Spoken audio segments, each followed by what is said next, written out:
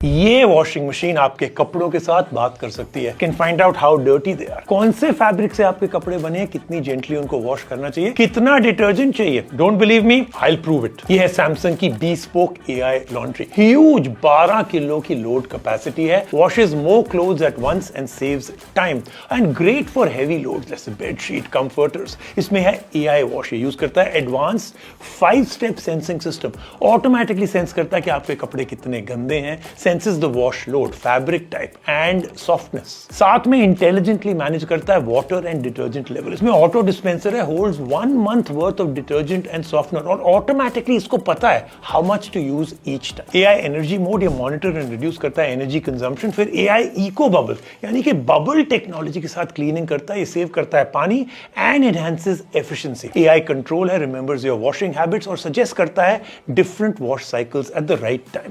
Super fast भी है, एक पूरा load of clothes washes it in 39 minutes. कपड़े जो है बड़े जेंटली वॉश करेगा to protect them from wear and tear and reduces fibres from coming off. और स्मार्ट थिंग ऐप के साथ you can control everything and create custom cycles with just 1 click setup. तो क्या आपकी वॉशिंग मशीन बात करती है आपके कपड़ों से? Tell me in the comments and follow me Rajeev Makhni all